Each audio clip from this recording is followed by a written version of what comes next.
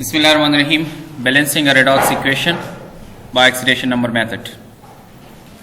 इससे पहले हमने ऑक्सीडेशन रिडक्शन पढ़ा. ऑक्सीडेशन आपको पता है, loss of electron is oxidation while gain of electron is called is reduction. Oxidising and reducing agents हमने स्टडी किए.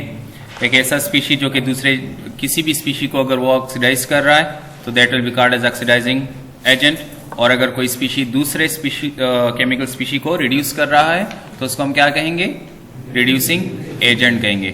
ऑक्सीडाइजिंग एजेंट खुद रिड्यूस होगा, रिड्यूसिंग एजेंट खुद ऑक्सीडाइज होगा. ठीक है. फिर उसके बाद हमने ऑक्सीडेशन नंबर और rules of assigning oxidation number वो हमने पढ़ा. Oxidation number is apparent charge which an atom have in N molecule और कंपाउंड. किसी भी मॉलिक्यूल या कंपाउंड में एक एलिमेंट के ऊपर जो चार्ज होता है उसको हम ऑक्सीडेशन नंबर कहते हैं. और डिफरेंट रूल्स हमने पढ़े कि किस तरह हम ऑक्सीडेशन नंबर को अलॉट करेंगे. ठीक है. आज हम बैलेंसिंग ऑफ रेडॉक्स इक्वेशन पढ़ेंगे कि एक रेडॉक्स इक्वेशन जो होता है उसको हम किस तरह बैलेंस कर सकते हैं. ठीक है. तो सबसे पहले तो रेडॉक्स इक्वेशन आपको पता है कि any equation which oxidizes as well as reduces at the same time, जिसमें एक स्पीशी ऑक्सीडाइज हो, दूसरी स्पीशीज में रिड्यूस हो. ठीक है. एक स्पीशीज में इलेक्ट्रॉन लॉस करे, दूसरी स्पीशीज में इलेक्ट्रॉन गेन करे. ठीक है. तो ऐसे इक्वेशन को हम क्या कहेंगे? रेडॉक्स इक्वेशन कहेंगे. राइट. अब बेसिस ऑफ बैलेंसिंग रिएक्शन क्या है? सबसे पहले तो यू शुड नो कि एक बैलेंस केमिकल इक्वेशन क्या होता है. एक बैलेंस केमिकल इक्वेशन एक ऐसे इक्वेशन को हम कहते हैं जिसमें रिएक्टेंट और प्रोडक्ट साइड पे सेम नंबर ऑफ एटम्स मौजूद हों. रिएक्टेंट साइड पे जितने एटम्स होते हैं उतने ही तादाद में प्रोडक्ट साइड पे भी एटम्स होने चाहिए. सही है. Law of conservation of mass को फॉलो करना है. ठीक है. तो एक रिएक्टेंट साइड पे जितने एटम्स होंगे उतने ही एटम्स आपके पास प्रोडक्ट साइड पे होने चाहिए.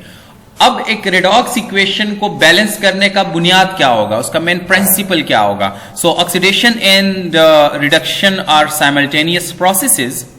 If substance in a reaction is oxidized, it loses electrons and is reducing agent, while another substance simultaneously get reduced by gaining electrons and is oxidizing agent. The number of electrons gained and lost must be equal. This principle forms the basis of balancing a redox equation. अब देखिए, किसी भी redox equation में एक species electron loss करती है. जो species electron loss करती है वो खुद ऑक्सीडाइज हो जाती है और रिड्यूसिंग एजेंट कहलाती है. दूसरी स्पीशी वही इलेक्ट्रॉन गेन करती है जो कि रिड्यूस हो जाती है और ऑक्सीडाइजिंग एजेंट कहलाती है. अब बैलेंसिंग रिडॉक्स इक्वेशन का बुनियाद जो है, जो बेसिस है, जो प्रिंसिपल है वो ये है कि जितने इलेक्ट्रॉन लॉस होंगे उतने ही इलेक्ट्रॉन्स गेन होने चाहिए. अगर 2 इलेक्ट्रॉन कोई स्पीशी लॉस कर रही है तो उसी इक्वेशन में जो स्पीशी इलेक्ट्रॉन गेन करेगी वो कितने इलेक्ट्रॉन गेन करेगी? 2. ठीक है. अगर 5 इलेक्ट्रॉन लॉस हो रहे हैं तो 5 इलेक्ट्रॉन गेन होने चाहिए. तो रेडॉक्स इक्वेशन को हम जब बैलेंस करेंगे तो सबसे मेन फोकस जो इसमें हमारा होगा, जो ऑक्सीडेशन नंबर मेथड पे हम करेंगे, तो इसमें हमने देखना यह है कि number of electron lost must be equal to number of electrons gained. ठीक है. अब रेडॉक्स इक्वेशन को जब हम ऑक्सीडेशन नंबर मेथड पर जब हम इसको बैलेंस करते हैं तो इसमें जो स्टेप्स इन्वॉल्व हैं, सबसे पहले वो स्टेप्स हम पढ़ते हैं और इसके बाद हम इस पे एक एग्जाम्पल करेंगे. तो फर्स्ट ऑफ ऑल आप देखें कि write the skeleton of redox equation. आपने क्या करना है? आपने उस इक्वेशन का जिसको आपने बैलेंस करना है उसका आपने क्या करना है? स्केलेटन लिखना है, यानी मेन इक्वेशन लिखना है.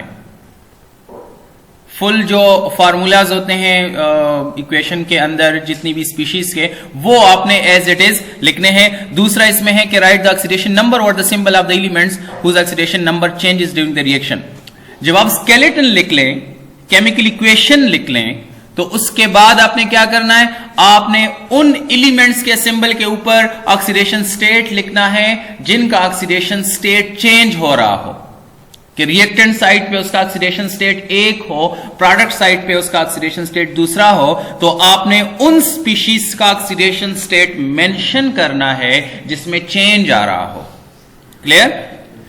तीसरी बात, identify the oxidising and reducing agents which undergo a change in their oxidation number. जब आप ऑक्सीडेशन नंबर अलॉट करेंगे तो उससे आपको पता चल जाएगा कि इसमें आपके पास ऑक्सीडाइजिंग एजेंट कौन सा है, रिड्यूसिंग एजेंट कौन सा है, कौन सी स्पीशी इलेक्ट्रॉन लॉस कर रही है, कौन सी स्पीशी इलेक्ट्रॉन गेन कर रही है। तो उसको आपने आइडेंटिफाई करना है कि ऑक्सीडेशन कहां पे हो रहा है और रिडक्शन कहां पे हो रहा है। फिर आपने क्या करना है, indicate the change in oxidation number by means of arrows which show the number of electrons gained और लॉस्ट। फिर आपने यूं करना है कि आपने ऑक्सीडेशन नंबर के जरिए आपने क्या करना है, नंबर ऑफ इलेक्ट्रॉन्स गेन्ड और लॉस्ट को इंडिकेट करना है with the help of an arrow. कि रिएक्टेंट साइड से एक ही स्पीशी से आपने एरो लेके जाना है, प्रोडक्ट साइड पे उस ही स्पीशी की तरफ एरो को आपने लेके जाना है जहां पे आपके पास ऑक्सीडेशन नंबर में चेंज आया हो। मसलन कम हो गया हो, 5 से लेट से 3 पे आ गया है, या लेट से 0 से 2 पे चला गया है, या 0 से माइनस पे चला गया है, ठीक है, तो उसको आपने इंडिकेट करना है। फिर multiply the formula of the oxidising agent and reducing agent by number such that the number of electron loss during oxidation becomes equal to the gain of electrons during the reduction. फिर आपने देखना है कि कितने electron आपके पास loss हुए हैं, कितने इलेक्ट्रॉन आपके पास गेन हुए हैं। अगर दोनों सेम है, इलेक्ट्रॉन लॉस्ट और गेन सेम है, तो फिर तो मसला नहीं है। लेकिन अगर नंबर ऑफ इलेक्ट्रॉन लॉस्ट और नंबर ऑफ इलेक्ट्रॉन्स गेन्ड इनमें अगर फर्क आ रहा है आपके पास, तो फिर आपने एक ऐसे हिस्से में इसको मल्टीप्लाई करना है, ठीक है, कि लॉस्ट और गेन इलेक्ट्रॉन वो सेम आ जाए, ठीक है।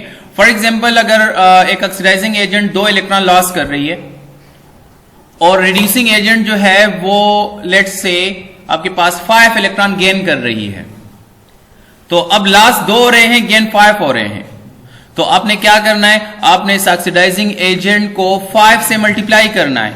तो 5 मल्टीप्लाई बाय 2, 10 इलेक्ट्रॉन लॉस हो जाएंगे, तो ऑक्सीडाइजिंग एजेंट भी 5 आ जाएगा, क्योंकि 5 से सब पूरे इक्वेशन को आपने, पूरे हाफ रिएक्शन को आपने मल्टीप्लाई करना है।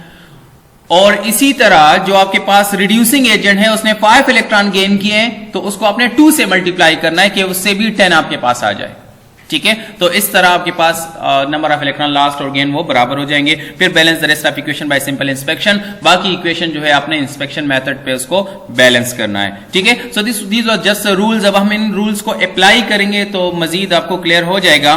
फॉर एग्जाम्पल, हमारे पास ये एक इक्वेशन है, इसको हमने ऑक्सीडेशन नंबर मेथड पर बैलेंस करना है। जिंक HNO3 के साथ मिलकर जिंक नाइट्रेट बनाता है, वाटर बनाता है और नाइट्रिक ऑक्साइड बनाता है, ठीक है। अब आप देखें, इस इक्वेशन को हमने ऑक्सीडेशन नंबर मेथड पर बैलेंस करना है। किस तरह हम करेंगे, जो रूल्स अभी हमने पढ़े हैं 1 बाय 1 हम उन रूल्स को अब अप्लाई करेंगे। सबसे पहला रूल क्या था, first skeleton of the equation is written. Rule में हमने पढ़ा कि सबसे पहले आपने main skeleton of the equation लिखना है। क्या लिखना है, main skeleton of the equation लिखना है। तो जब आप main skeleton of the equation लिखेंगे तो वही जो इक्वेशन आपको गिवन है उसी इक्वेशन को आपने रीराइट करना है, मेन स्केलेटन को लिखना है, ठीक है। या सिंपल, अगर आपको केमिकल रिएक्शन दिया गया है, इक्वेशन नहीं है, आपको दिया है कि zinc combine with nitric acid and form zinc nitrate and water and nitric oxide, so इसका मतलब है कि आपको केमिकल रिएक्शन दिया है, तो आपने उसी से इक्वेशन बनाना है। तो इक्वेशन की शक्ल में आपके पास एक स्केलेटन आ जाएगा। फिर दूसरा जो हमने रूल पढ़ा उसमें हमने ये पढ़ा कि आपने ऑक्सीडेशन स्टेट अलॉट करने हैं, असाइन करने उन एटम्स को जहां पे चेंज आ रहा हो, ठीक है। तो सेकंड रूल हम अप्लाई करेंगे। जिंक देखें ये फ्री फॉर्म में है, तो जिंक जब फ्री फॉर्म में होगा तो इसका ऑक्सीडेशन स्टेट क्या होगा, 0 होगा, ठीक है। अब नाइट्रिक एसिड में आप देखें HNO3 है, तो हाइड्रोजन का +1 होता है, ऑक्सीजन का -2 होता है। 3 ऑक्सीजन है तो ये -6 हो जाएंगे, तो -6 और हाइड्रोजन का +1 ये -5 आ जाएंगे, और -5 से 0 किस तरह आएगा, +5 से। तो इसका मतलब है नाइट्रोजन का जो एटॉमिक ऑक्सीडेशन नंबर है वो +5 होगा। तो रिएक्टेंट साइड पे जिंक 0 है और HNO3 में नाइट्रोजन जो है वो +5 है। आप प्रोडक्ट साइड में जिंक नाइट्रेट में जिंक को देखें, ये +2 है। क्यों +2 है, देखिए नाइट्रेट जो होता है NO3 ये -1 होता है। अब 2 नाइट्रेट हैं तो ओवरऑल ये आपके पास -2 आ जाता है, ठीक है। तो -2 को कैंसिल करने के लिए जिंक का +2 होना जरूरी है। तो देखिए जिंक में चेंज आया है, ये 0 से +2 में गया है। ऑक्सीडेशन स्टेट में चेंज आया है, 0 से +2 में गया है। और जो HNO3 में नाइट्रोजन है वो प्रोडक्ट साइड में NO में आप देखें, इसमें ऑक्सीजन -2 है तो नाइट्रोजन +2 हो जाता है, तो नाइट्रोजन +5 से +2 में गया है। अब आप मुझे बता सकते हैं कि इसमें कौन सा ऑक्सीडाइज हुआ है और कौन सा रिड्यूस हुआ है? जिंक ऑक्सीडाइज हुआ है क्योंकि इसका ऑक्सीडेशन नंबर इंक्रीज हो गया है, ठीक है। और नाइट्रोजन HNO3 में ये रिड्यूस हुआ है क्योंकि +5 से +2 में गया है, ठीक है। तो as oxidation number of zinc has increased from 0 to +2 it is oxidized, while oxidation number of nitrogen has decreased from +5 to +2 it is reduced। तो हमने ऑक्सीडेशन रिएक्शन को और रिडक्शन रिएक्शन को अब सेपरेटली लिख लिया।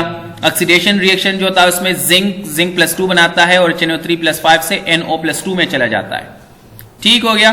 अब जिंक +2 में क्यों जा रहा है? क्योंकि ये 2 इलेक्ट्रॉन लॉस कर रहा है। Loss of electron is called as oxidation. इसमें ऑक्सीडेशन हो रही है, ये 0 से +2 में जा रहा है, इसका मतलब ये 2 इलेक्ट्रॉन लॉस कर रहा है। तो जब ये 2 इलेक्ट्रॉन लॉस करेगा ये +2 बन जाएगा इससे। HNO3 +5 है, जब ये +2 में जा रहा है इसका मतलब है कि ये 3 इलेक्ट्रॉन गेन कर रहा है। 3 इलेक्ट्रॉन गेन करने का मतलब है कि +5 से ये +2 बनेगा, सही है। तो अब आप देखें नंबर ऑफ इलेक्ट्रॉन लॉस्ट कितने? 2 इलेक्ट्रॉन लॉस हो रहे हैं। और नंबर ऑफ इलेक्ट्रॉन गेन कितने? 3। तो 2 इलेक्ट्रॉन लॉस हो रहे हैं, 3 इलेक्ट्रॉन गेन हो रहे हैं। तो बैलेंसिंग के लिए जरूरी है कि number of electron lost and gain बराबर हो। अब कितने इलेक्ट्रॉन लॉस हो रहे हैं? 2। और कितने इलेक्ट्रॉन गेन हो रहे हैं? 3। तो हमने क्या करना है? हमने इनको बैलेंस करना है। तो 2 और 3 को किस तरह हमने बैलेंस करना है? एग्जैक्टली आपने जस्ट सबसे कम हिस्से से स्टार्ट करना है। आप इस तरह करें कि सबसे पहले 2 को 2 से मल्टीप्लाई करें तो इससे 4 आ जाएगा। आप किसी भी हिस्से को 3 से मल्टीप्लाई करें उससे 4 नहीं आ सकता, ठीक है। तो हम पहले वाले को 2 से मल्टीप्लाई नहीं करेंगे क्योंकि दूसरे से 4 नहीं आ सकता। फिर हम क्या करेंगे? 2 से एक दर्जा हम बढ़ जाएंगे, 3 से इसको मल्टीप्लाई करेंगे तो 2 3 6 आ जाएगा। अब 6 3 से इजीली आ सकता है, 2 से इसको मल्टीप्लाई करें तो इससे भी 6 आ जाएगा। तो इसका मतलब है कि हम ऑक्सीडेशन रिएक्शन को 3 से मल्टीप्लाई करेंगे और रिडक्शन रिएक्शन को 2 से मल्टीप्लाई करेंगे। क्लियर हो गया? So to balance number of electrons lost and gained, multiply equation A with 3 and B with 2 to get। अब वही बात है, पहले वाली इक्वेशन को हम क्या करेंगे? 3 से मल्टीप्लाई करेंगे तो ये 3Zn बन जाएगा क्योंकि पूरे इक्वेशन को हमने 3 से मल्टीप्लाई करेंगे तो ये 3Zn बन जाएगा। Zn + 2 जो था वो 3Zn बन जाएगा और 2 इलेक्ट्रॉन से 6 इलेक्ट्रॉन बन जाएंगे। सेकंड इक्वेशन को हम 2 से मल्टीप्लाई करेंगे तो ये 2HNO3 बन जाएगा, 3 इलेक्ट्रॉन से 6 इलेक्ट्रॉन बन जाएंगे और NO से 2NO आपके पास बन जाएगा। क्लियर है? तो अब आप देखें आपके पास number of electron lost and number of electron gained ये बराबर हो गए। अब हमने दोनों इक्वेशन को अपनी जगह पे वापस पुट करना है। अब ये यहां से उठाएं तो जिंक हमारे पास 3Zn, देखें मेन इक्वेशन में हमारे पास Zn था तो ये 3Zn बन जाएगा। अब ये HNO3 2HNO3 है तो मेन इक्वेशन में हम यहां पे जो मेन स्केलेटन था उसमें HNO3 की जगह पे हम 2HNO3 लिख लेंगे, सही है। अब इसमें आप जिंक आयन जो है वो 3Zn है, यहां पे जिंक आयन क्या था? वो 1Zn था तो ये हम क्या कर लेंगे? 3ZNO3 लिख लेंगे, ठीक है। इसी तरह 2NO हमने लिखना है NO की जगह पे तो NO की जगह पे ये आपके पास क्या आ जाएगा? 2NO आ जाएगा, राइट। नाउ ये हमारे पास मेन इक्वेशन अब बन जाता है जो हमने इलेक्ट्रॉन लॉस्ट और गेन बराबर किए हुए हैं। बैलेंसिंग ऑफ इलेक्ट्रॉन हो गया। मेन इक्वेशन में हर एक स्पीशीज को हमने पुट कर लिया तो जो आपके पास यहां पे इलेक्ट्रॉन लॉस्ट और गेन थे ये कैंसिल हो जाएंगे तो उसको हमने नहीं लिखना, राइट। तो Zn 3 बन जाता है, HNO3 2 आ जाएगा। इसी तरह ये 3ZnO3 2 हो जाएगा, ये वाटर अपनी जगह पे और NO जो है वो 2 आ जाएगा। क्लियर है? अब हमने मजीद क्या करना है? अब हमने इसके बाद इंस्पेक्शन मेथड पे करना है। इंस्पेक्शन मेथड का मतलब है कि अब आप इंडिविजुअली हर एक एटम को देखें, रिएक्टेंट और प्रोडक्ट साइड पे देख लें कि बराबर है या नहीं है। सो अब to balance the 6 nitrate of product side 8 nitrate in the form of HNO3। अब आप देखिए आपके पास इस इक्वेशन में इस साइड पे जिंक जो है वो 3 है, यहां पे आप देखें जिंक कितने हैं? 3 है, तो जिंक तो बराबर है। लेकिन यहां पे आप देखें जो NO3 है, ओवरऑल हम NO3 को अगर कंसिडर कर लें तो NO3 यहां पे 2 है। यहां पे NO3 कितने हैं? NO3 ये 2 है, 2 मल्टीप्लाई बाय 3 आएगा तो 6 NO3 है।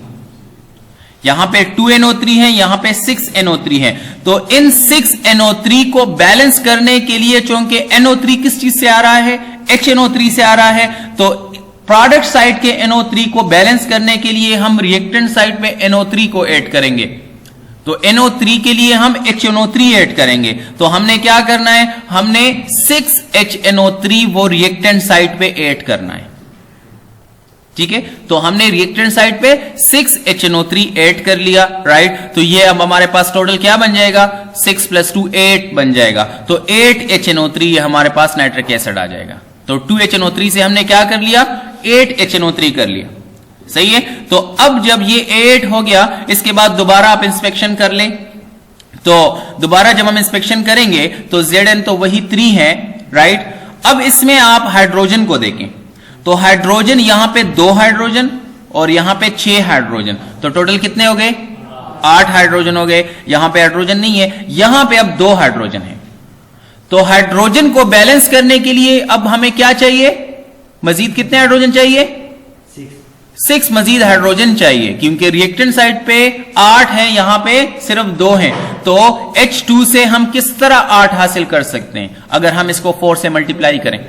यहां पे अगर हम 4 लगा लें, क्योंकि हमने कोई भी अगर हिस्सा लगाना है वो कोएफिशिएंट में लगाना है, तो कोएफिशिएंट में जब हम हिस्सा लगाएंगे तो वो ये नीचे बेस में किसी भी हिस्से से मल्टीप्लाई होगा। तो 2 को 2 से मल्टीप्लाई करें 4 आता है, 3 से 6 आएगा, 4 से 8 आएगा। तो हम यहां पे 4 इंसर्ट करेंगे, तो ये आप देखें 4H2 हमने कर लिया। तो अब इस इक्वेशन को आप देखें कि आया ये बैलेंस है या नहीं है। तो जिंक जो है वो 3 है, इसी तरह हाइड्रोजन यहां पे 8 और यहां पे भी 8। ठीक है। अब नाइट्रोजन को देखें तो यहां पे 8 नाइट्रोजन है। टोटल NO3 को भी आप देख सकते हैं, लेकिन हम ऑक्सीजन को सेपरेटली देखेंगे। सो नाइट्रोजन देखें, नाइट्रोजन कितने हैं? 8 नाइट्रोजन है। यहां पे आप नाइट्रोजन को देखें, 2 नाइट्रोजन ये हैं, ये 2 इस 3 से मल्टीप्लाई होगा, तो 2 3 6 नाइट्रोजन ये हो गए और 2 नाइट्रोजन ये हैं। तो टोटल 8 नाइट्रोजन हमारे पास प्रोडक्ट साइड पे मौजूद है। ऑक्सीजन देखें, 8 3 24 ऑक्सीजन हमारे पास रिएक्टेंट साइड पर मौजूद है। तो प्रोडक्ट साइड पे देखें हमारे पास ऑक्सीजन कितने हैं? 3 2 6 ऑक्सीजन ये हो गए, बेस में आ रहा है, तो 6 multiply by 3 18 oxygen zinc nitrate में हो गए, 4 ऑक्सीजन वाटर में, तो 18 × 4 22 और 2 नाइट्रोजन यहां पे नाइट्रिक ऑक्साइड में, तो 24। तो इस साइड पे भी 24 ऑक्सीजन थे, इस साइड पे भी 24। तो जितने भी इसमें एलिमेंट्स मौजूद हैं वो अब बराबर हैं, जितने भी इसमें एटम्स हैं वो रिएक्टेंट और प्रोडक्ट साइड पे सेम है। So this was all about the balancing of a redox equation by oxidation number method. Clear हो गया? इसमें अगर किसी का कोई क्वेश्चन हो तो वो पूछ ले। नहीं है? Thank you very much.